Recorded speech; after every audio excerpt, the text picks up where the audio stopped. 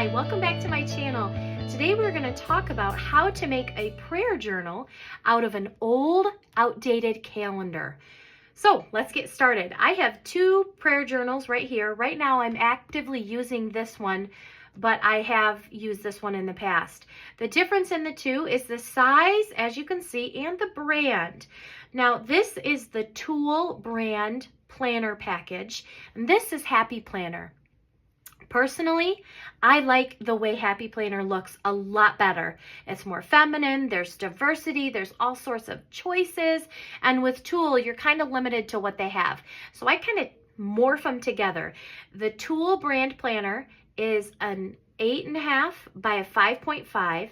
The Happy Planner, this is their classic size, is 9 by I think like 7.25. This is a really awkward size to find supplies for unless you're strictly using Happy Planner. I wanted to show this to you. So anything that you build or you make that is from the Happy Planner classic brand can fit in this. And of course, these are the Happy Planner gold discs, and I'm going to set this aside for now. And then what I am going to dig into is my current prayer journal. I use this every morning with my devotions, and for me, it's a way to organize my prayers in such a way where things are actually being prayed for. So let's dig in. What I first did is I divide my prayer journal up into sections. So we're going to go a little bit back and forth with instructional of how to do this, as well as the practical application of not only how to do this, but how to use this. Hopefully you can see well enough. This is my first time doing an upside down instructional video. So my first section is I pray for my husband, and you can see the little stickers I have. We'll get into how to do that here in a little bit. And over here I have his roles and his responsibilities in life. Now the way I made this page is I just took one of the actual Tool brand papers. You can buy them in a paper pack online at Amazon. You can go into Office Depot. Side note, Office Depot price matches Amazon. So it is a very expensive store, but they do price match.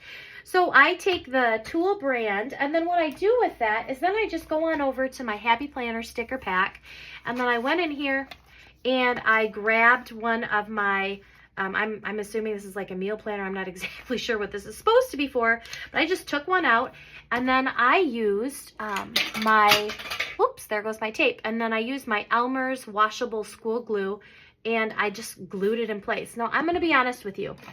I started off using one of these tape dispenser things, and it was great, but it wasn't sticking the way I wanted it to, and it just wasn't holding, and the school glue worked great for me.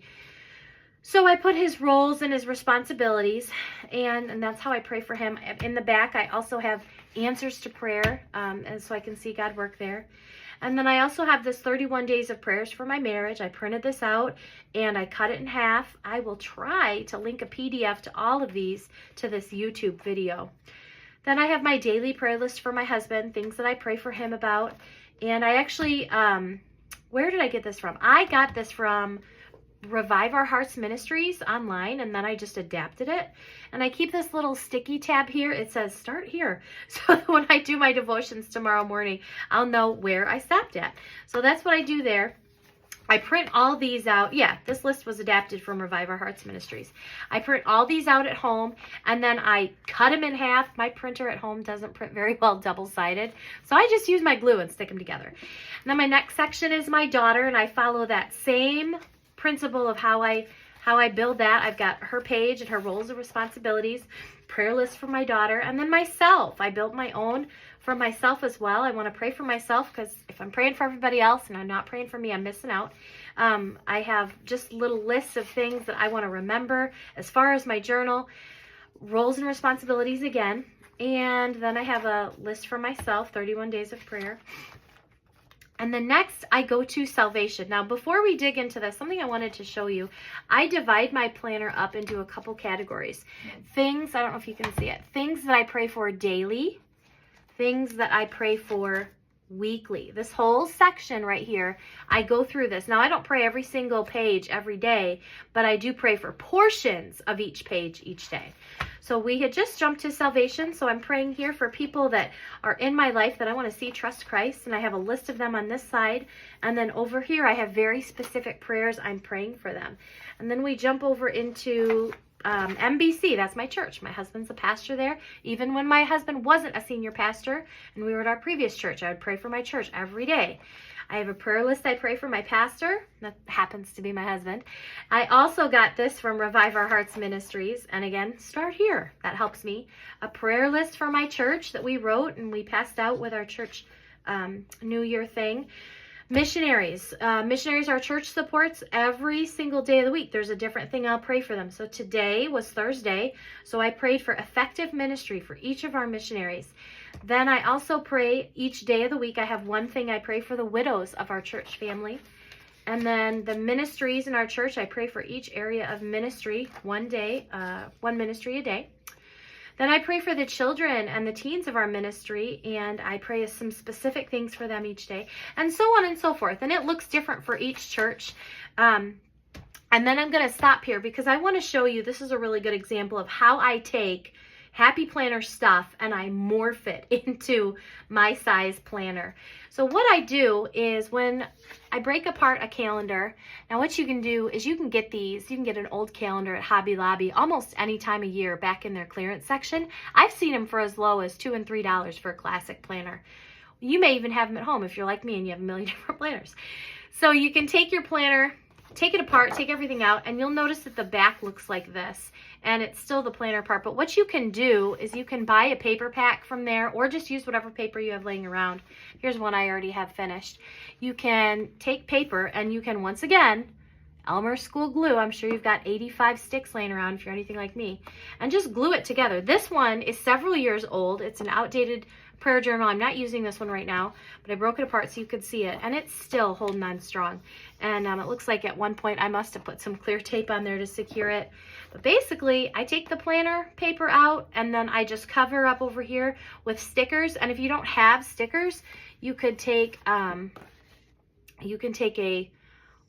piece of sticker tape from a planner journal or anywhere you have it. Just anything will work.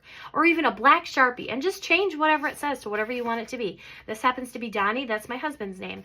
So what I do is, like I just showed you, I take my planner paper and then I redo the tab and then I turn it over and I put white paper on it or some other color. You could use scrapbook paper as well and turn it into a prayer journal tab page. So I did that right here. This is for my family. Now, since I started prayer journaling, I got sick of buying letter stickers and dealing with them. My hubby got me this fancy schmancy, I don't know what it's called, label maker. And it's a label maker. And so I make labels for all of my pages now. So this one I customized, and you'll notice this is a lot smaller than these over here. So what I do is I just take my scissors, or I take this if it's handy, and I cut it down to size. And that really makes a difference. I really like things that are girly and look like this rather than the plain tool inserts, which I'll show you, or tab pages. So this is what theirs looks like. The tool brand is just gray, and no thank you. No thank you. I mean, it's okay for sometimes, but if I got to look at it every day, I want something prettier than that.